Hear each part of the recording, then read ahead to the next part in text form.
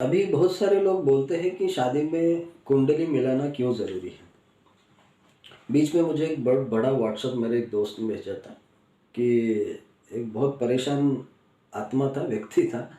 उसका मैसेज रहेगा वो, और उसने कुंडली नहीं मिलाना चाहिए, कुंडली मिलाने की वजह से उसका कितना प्रॉब्लम हो गया, उसके रिलेशंस टूट गए और वो अभी दुख में है। ऐसी सब चीज़ें वो बोल रहा था, और कुंडली नहीं मिलाना चाहिए, ये बहुत अघोरी प्रथा है, ऐसी सब चीज़ें वो बोल रहा था। तो मुझे 12 साल पहले का मेरा जो रूप है वो याद आने लगा, क्योंकि 12 साल पहले भी मैं ऐसे ही बात करता था कि ये सब ढकोसला है, इसके पीछे ध्यान बिल्कुल नहीं देना चाहिए।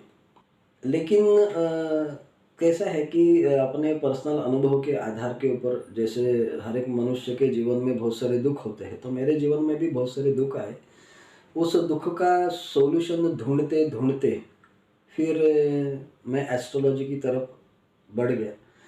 12 साल पहले तो मैं बिल्कुल मानता नहीं था। 12 साल पहले तो आप अगर देखोगे तो साइंटिफिक हर एक चीज़ को मानने की कोशिश करता था। मेरी खुद की ताकत के हिसाब से मैं जाऊँगा, नसीब वगैरह कुछ रहता नहीं है। ये सब चीज़ें ही मैं बोलते रहता था। अभी कैसा है कि कुंडली क्यों मिलाना ज़रूरी है? अभी कैसे होता है कि हर एक व्यक्ति की साइकोलॉजिकल पैटर्न अलग रहती है, बायोलॉजिकल पैटर्न अलग रहती है। तो 12 साल पहले मैंने एक प्रोग्राम बनाया था, how to select life partner for the happiness. मतलब हाउ टू सिलेक्शन, जैसे आप देखेंगे कि हम समझो सब्जी लेने जाते हैं, तो हम ओनियन कांदा लेने जाते हैं, तो कांदा लेने जाते हैं तो हमको घर पे कांदा अच्छे चाहिए, तो हम 10-15 कांदे में से एक कांदा चुन के लेते हैं, ऑनियन चुन के लेते हैं, एक टमाटर अच्छा चुन के लेते हैं, एक बटाटा अच्छा चुन के लेते हैं। इसका मतलब हम 20-30 रुपए की सब्जी खरीदने के लिए भी हम कितना गहन पद्धति से रिसर्च करते हैं, और उसके माध्यम से जो अच्छी चीज़ है वही हम घर पे लेके आते हैं। इसका मतलब क्या है कि 20-30 रुपए की सब्जी के लिए हम इतना संशोधन करते हैं, तो हमारा तो लाइफ टाइम का लाइफ पार्टनर का बात है। तो हमको उसके ऊपर कितना संशोधन, कितना सिलेक्टिव काम करना पड़ेगा। तो इसके लिए मैंने 12 साल पहले वो प्रोग्राम बनाया था, how to select life partner for the happiness. हम उसके 3 पद्धति से उसका सिलेक्शंस करते थे। पहले तो हम बोलते थे कि उसका प्रोफेशन सेम होना चाहिए, एक ही प्रोफेशन में रहेगा तो बेटर रहता है। डॉक्टर ने डॉक्टर के साथ शादी करनी चाहिए, फिर उसमें जात-पात सब कुछ मानना नहीं चाहिए। इंजीनियर ने इंजीनियर के साथ शादी करनी चाहिए, आईएएस ऑफिसर ने आईएएस ऑफिसर के साथ शादी करनी चाहिए। तो पहला प्रोफेशन ये रहता था। दूसरा मेरा पॉइंट रहता था कि selection should be from the girl side, क्योंकि स्वयंवर की पहले की जो संस्था है या जो भी कल्पना है, उसके माध्यम से आप देखोगे कि हर एक धर्मों में पहले स्त्रियों को पूछा जाता है, या पहले स्त्री ही हार डालती है। हिंदू हिंदू संस्कृति में आप देखोगे तो पहले स्त्री हार डालती है, मतलब वो पहले सिलेक्ट करती है, उसके बाद फिर हस्बैंड को परमिशन रहती है हार डालने की। तो स्त्री सिलेक्शन होना ज़रूरी। मुस्लिम में भी आप देखोगे कि जो कुरान, मतलब उसकी परमिशन है वो ली जाती है कि आपको ये सलमान के साथ शादी करनी है, तो क्या आपका ये मंजूर है क्या? आपको ये निकाह मंजूर है क्या? तो पहले स्त्री को पूछा जाता है। तो वो अगर बोलती है हाँ कबूल है, कबूल है, कबूल है, तभी उसका फिर वो हस्बैंड को पूछता है। उसी प्रकार से आप क्रिश्चियन में भी देखोगे तो क्रिश्चियन में भी पहले फादरी इसको पूछता है, स्त्री को पूछता है, उस लड़की को पूछता है कि भाई are you ready to marry with the Michael, and are you ready to accept him as a husband करके। जब ये सब चीज़ें होती तो वो बोलते कि यस आई डू। उसके बाद फिर वो उस लड़के को पूछता है, तो would you like to accept her as your wife, तो फिर वो हाँ बोलते हैं, तब उनका शादी होने लगे। तो इसका मतलब फर्स्ट प्रेफरेंस लेडीज़ को दिया जाना चाहिए। लेडीज़ की मर्जी है तो ही शादी होनी चाहिए, नहीं तो बिल्कुल नहीं होनी चाहिए। तो ये मेरा सेकंड पॉइंट था पहले के ट्रेनिंग के हिसाब से। उसके बाद फिर मैं बोलता था कि बॉडी चेकअप होना ज़रूरी होता है, बॉडी की कंपैटिबिलिटी बहुत ज़रूरी है। अगर आप देखोगे कामसूत्र का भी स्टडी करोगे तो कामसूत्र में भी बॉडी कंपैटिबिलिटी को बहुत ही ज़्यादा से ज़्यादा इम्पोर्टेंट दिया गया है, क्योंकि शरीर सुख ये शादी के बाद बहुत ही इम्पोर्टेंट होता है। अगर कंपैटिबिलिटी नहीं है तो फिर मज़ा भी नहीं आएगा। फिर उसके बाद अनैतिक संबंध बन जाते हैं, अनसैटिस्फैक्शन बन जाता है। अनैतिक संबंध नहीं तो झगड़ा होने लगता है, प्रेशर आने लगता है, मज़ा नहीं रहता है लाइफ में। उसके बाद बॉडी का हो जाने के बाद हम देखते थे कि माइंड, जिसको हम बोलते थे BMW, बॉडी माइंड और वेल्थ। तो जो माइंड है, माइंड मतलब psychological pattern of that particular person, मतलब जो लड़का है लड़की है, दोनों की साइकोलॉजिकल पैटर्न मैच होने वाली है कि नहीं है। उसके बाद फिर हम वेल्थ देखते थे कि बच्चा जो लड़का है वो अच्छी तरीके से पैसा कमाएगा क्या, लड़की भी पैसा कमाएगी क्या।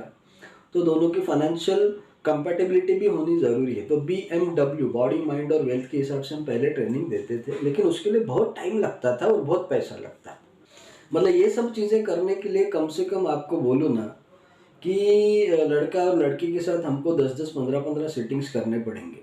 10-10, 15-15 सीटिंग्स करने के बाद फिर हम उसको बहुत सारे बॉडी के चेकअप भी करने पड़ते हैं, क्योंकि शादी का सवाल होता है। तो ये ज़रूरी भी है, क्योंकि क्या आजकल बहुत सारी गलत गलत रोग भी आए हैं, तो इसके लिए बॉडी चेकअप तो कंपलसरी है। और कुंडली का भी चेकअप होना ये भी ज़रूरी है आजकल के ज़माने में, क्योंकि कैसा है कि ये सब चीज़ों के लिए जितना टाइम लगता है, तो ये परफेक्ट है कि नहीं है वो हम कुंडली के आधार के ऊपर हम उसको क्रॉस वेरीफाई कर सकते हैं। तो जो भी मैंने आपको अभी चीज़ें बताई कि how to select life partner for the happiness, जो भी पॉइंट्स मैंने आपको 4 से 5 बताए, तो वो पॉइंट्स के ऊपर भी ध्यान देना, प्लस कुंडली एनालिसिस भी करना ज़रूरी, तो आपको एग्जैक्टली कंफर्मेशन हो जाएगा। तो इसी की वजह से हमको कैसा है कि शादी करनी है तो कुंडली मैच करना ये भी बहुत ज़रूरी होता है। इससे हमको क्या एस्ट्रोलॉजिकली सब कुछ पता चलने लगता है, क्योंकि astrology is the deepest form of knowledge. कल उठ के इन दोनों का फाइनेंशियल पोजीशन कैसे होगा, ये दोनों सुखी रहेंगे कि नहीं रहेंगे, उनकी शारीरिक जो चीज़ें हैं उनका भी वो सेटिस्फैक्शन एक दूसरे को दे पाएंगे कि नहीं दे पाएंगे, उनके बच्चे कैसे होंगे, कितने होंगे, ये सब चीज़ों का हम एक प्रेडिक्शन कर सकते हैं। Nothing is confirmation actually. तो अभी आपको समझ में आया रहेगा कि वाई कुंडली analysis is the most important part. वैसे तो बायोलॉजिकल एनालिसिस भी होना चाहिए, उसके बॉडी के दोनों के चेकअप भी होने, ये भी बहुत ज़रूरी है। एस्ट्रोलॉजिकल एनालिसिस से कैसा होता है कि आपको कंफर्मेशन मिलती है कि कल उठ के इनका कैसे भविष्य होगा, बच्चे कितने होंगे, किस प्रकार से उनका फाइनेंशियल पोजीशंस रहेगा, उनके जॉब प्रोफाइल रहेगी, उनका प्रेम संबंध कैसे रहेंगे। मांगलिक दोष भी समझ में आता है, तो मांगलिक दोष से भी समझ में आता है कि ये व्यक्ति अग्रेसिव होगा नहीं होगा, तो मांगलिक का मांगलिक के साथ ही शादी क्यों होना चाहिए। क्योंकि कैसा है कि शेर का शेर के साथ ही शादी होना ज़रूरी है। शेर का अगर बकरी के साथ शादी हो गया, एक तो शेर बकरी को खा लेगा नहीं तो बकरी भाग जाएगी। तो इसी प्रकार से डाइवर्स भी होते हैं, तो डाइवर्स होने के पीछे के कारण भी यही है।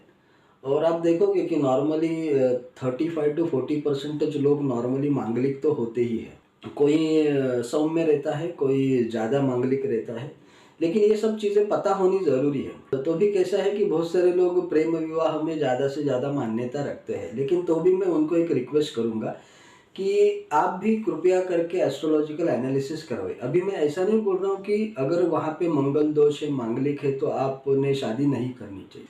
मेरा हमेशा क्या रहता है कि अगर हम एनालिसिस करते तो हमको पता चलता है कि भाई इसमें क्या क्या प्रॉब्लम है, और अगर हमारा प्रेम है तो उसके गुण और अवगुण ये दोनों को हम एक्सेप्ट करके उसके साथ शादी कर सकते हैं। कि कल उठ के क्या क्या होने वाला है, ये बीमार होने वाला है या नहीं, या होने वाली है, ये व्यभिचार करेगा नहीं करेगा, जो भी चीज़ें हैं हमको सभी चीज़ों का विश्लेषण उसकी कुंडली के आधार के ऊपर समझ में आता है। तो प्रेम तो रहता है, तो प्रेम रहता है तो हम उसको हर एक चीज़ से एक्सेप्ट जब करते हैं तो हमको दुख नहीं होता। कल उठ के आपको समझेगा कि भाई ये बीमार पड़ रही है तो आपको प्रॉब्लम हो रहा है, आपका फाइनेंशियल लॉसेस हो रहा है, जॉब नहीं हो रहा है, या बच्चों का इन फ्यूचर प्रॉब्लम होने वाला है। तो जो भी अगर प्रेम है तो आप उसको जैसे भी वैसे एक्सेप्ट करके एटलीस्ट आपके आगे की पूरी ज़िंदगी अच्छी तरीके से कर सकते हैं। तो इसके लिए प्रॉब्लम्स पहले से मालूम होना ये ज़रूरी रहता है, तभी हम उस प्रॉब्लम के सॉल्यूशंस के ऊपर काम कर पाते हैं। इसके लिए एस्ट्रोलॉजिकल एनालिसिस होना ज़रूरी है। सिर्फ कुंडली मिलाना यही होना नहीं चाहिए, बॉडी चेकअप भी होना ज़रूरी है। आजकल के साइंटिफिक ज़माने के हिसाब से साइकोलॉजिकल एनालिसिस भी करवाना ज़रूरी है, लेकिन एस्ट्रोलॉजिकल एनालिसिस में कैसा है कि हम बहुत ही कम पैसे में और कम समय में, सिर्फ 2 दिन के अंदर हम उन दोनों का एक प्रॉपर 90 to 95% प्रॉपर प्रेडिक्शन कर पाते हैं। बाकी जो बॉडी रिलेटेड चीज़ें हैं, साइकोलॉजिकल रिलेटेड चीज़ें हैं, वेल्थ रिलेटेड चीज़ है, तो उसके लिए थोड़ा सा समय जाता है, बहुत सारी सिटिंग जाती है और बहुत सारा पैसा भी खर्चा होता है। तो इसके लिए astrological analysis is the best for जो भी शादी करना चाहते हैं उसके लिए, जैसे हम कुंडली मिलाना बोलते हैं, तो ये ज़रूरी है।